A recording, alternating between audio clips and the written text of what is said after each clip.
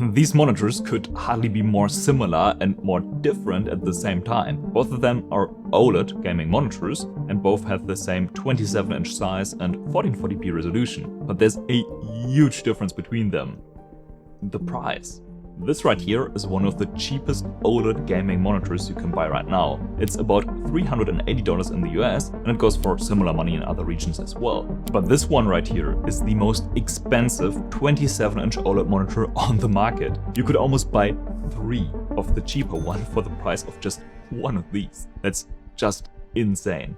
I mean, at their core, both of these are proper OLED gaming monitors. With both of these you get those inky deep blacks, instantaneous response times and those punchy OLED colors. So where does all the extra money go? What justifies this huge price difference? I mean, it's probably fair to assume that the more expensive one isn't like 3 times as good, but how much better can it even be?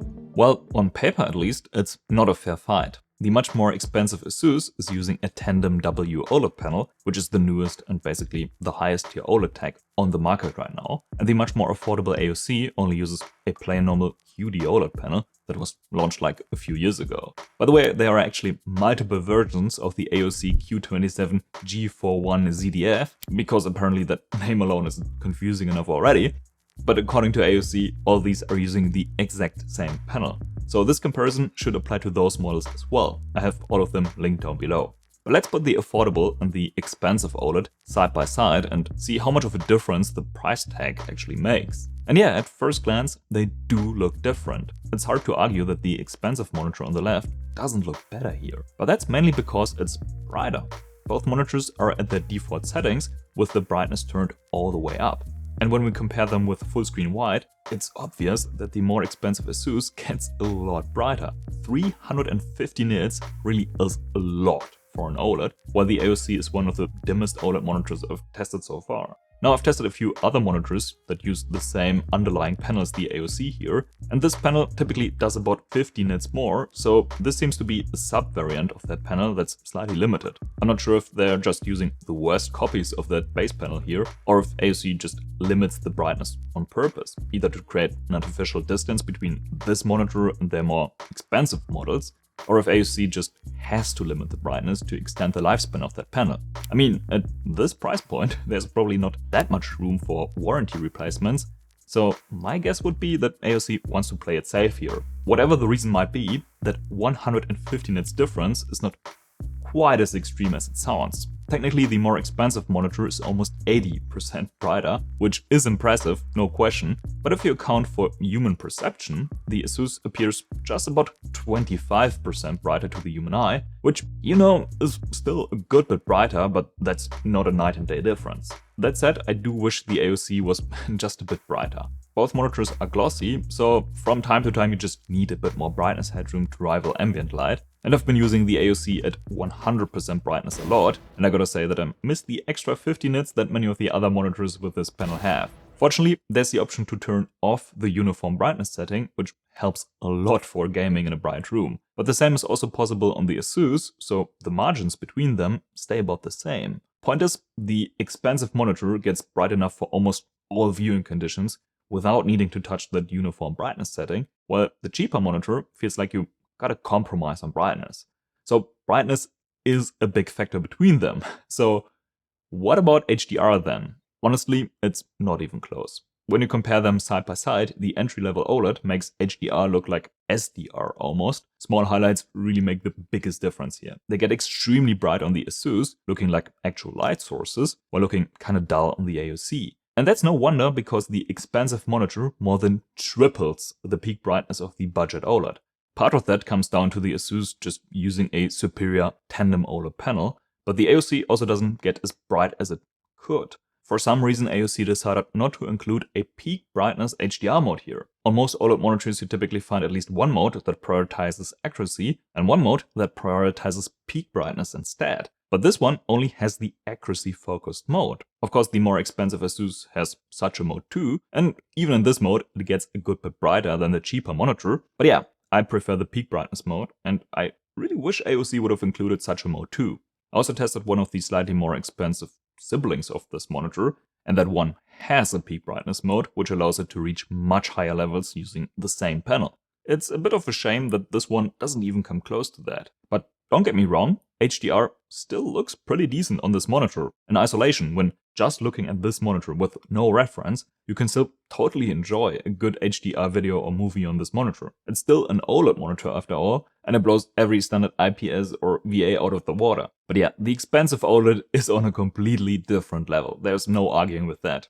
Extra brightness in both HDR and SDR really is a huge part of what you pay for.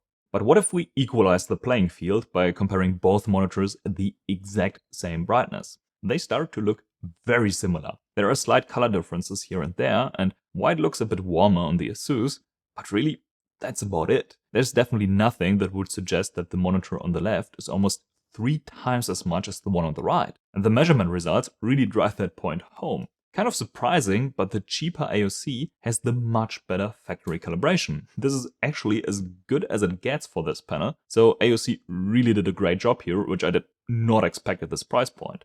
However, I'd expect much better from Asus here. It's not like the default color settings are terrible, but this is such an expensive monitor, so I feel it's only fair to expect a much better factory calibration. Anyway, let's compare these monitors with optimized settings. I changed a couple of settings in the OSD for this comparison, so that we can see how good these can get without doing a full calibration. So this is without ICC profiles, but I have the ICC profiles I created for these monitors linked in the video description, as well as the exact settings I'm using here. And as you can see, it's fair to say that these now look virtually identical.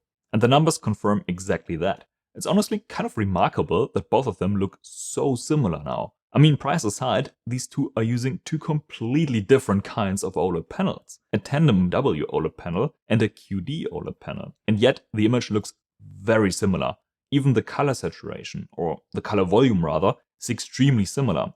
At this point, that's basically in the ballpark of manufacturing variances. But that's only the case under perfect conditions.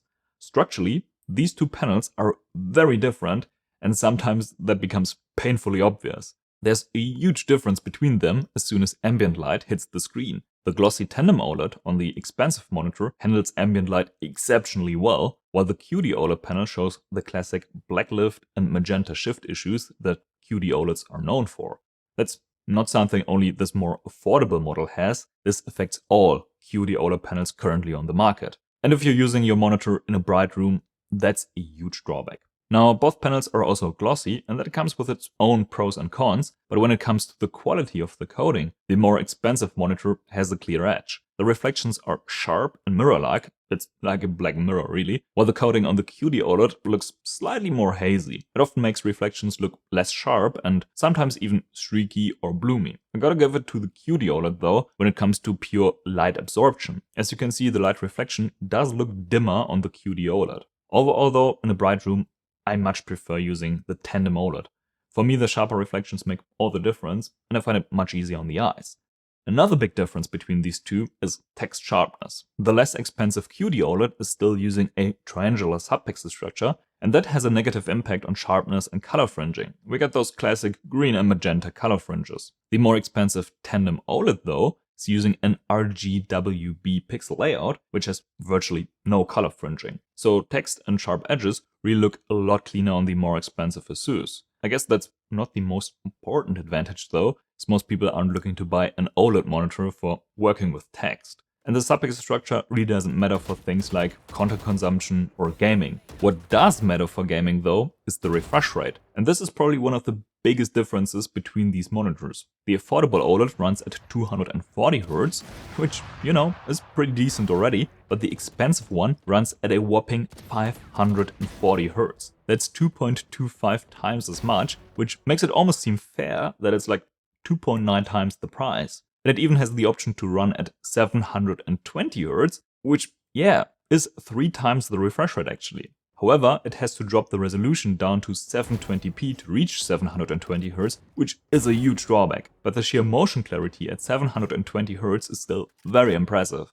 I mean, look at these. I've seen the Blurbuster's UFO test on countless monitors by now, but I've never seen these UFOs this clear. These look almost as sharp as if they weren't moving at all. Of course, the 540Hz mode does look extremely impressive as well, but almost blurry in comparison. And here's what the more affordable 240Hz OLED monitor looks like. It's crazy how blurry it is in comparison. And in case you were wondering, the response times are almost identical, and the processing lag is close to identical too. So the refresh rate really is what sets them apart here. But it's important to keep in mind that the difference in refresh rate doesn't look as extreme in-game as you might think. This UFO test is really good at making small differences easy to see, so make no mistake, the 240Hz OLED monitor is already exceptionally good for gaming. And to be honest, in tactical FPS games like Valorant for example, I feel the benefits really start to taper off once you are on a 240Hz OLED. Sure, higher refresh rates are always better.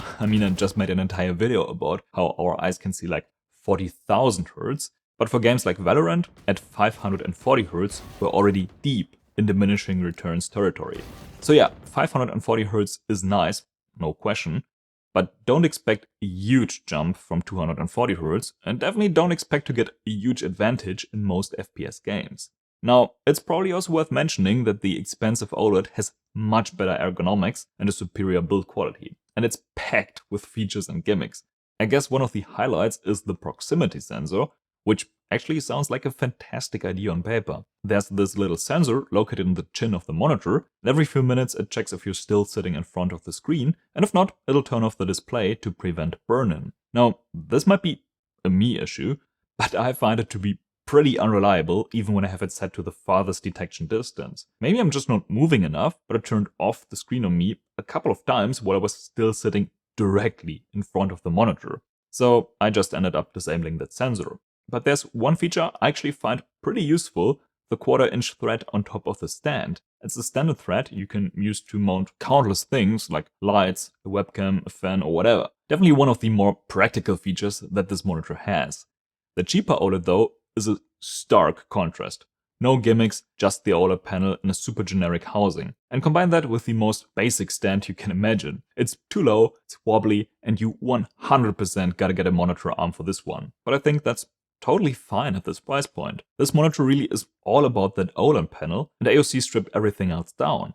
No RGB, no gimmicks. And I kinda like that. I mean, spend an extra 20 or 30 bucks on a decent monitor arm, and you've got yourself a great OLED gaming monitor. But yeah, there's no denying that the much more expensive OLED monitor from Asus is superior. It probably doesn't come as a surprise, but in almost every single category.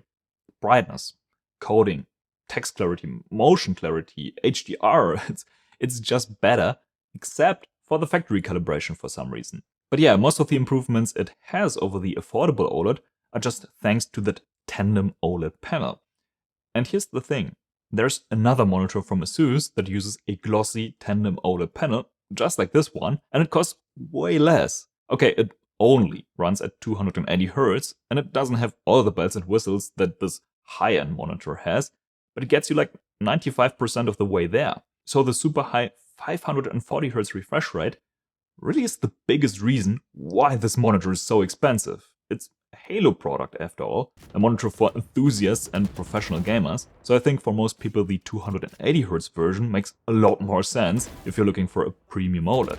This 240Hz QD OLED monitor though still is the value for money champion. If all you care about is gaming and content consumption in the evening or at night, getting a proper OLED monitor at this price point is hard to beat. Thanks for watching, bis zum nächsten Video.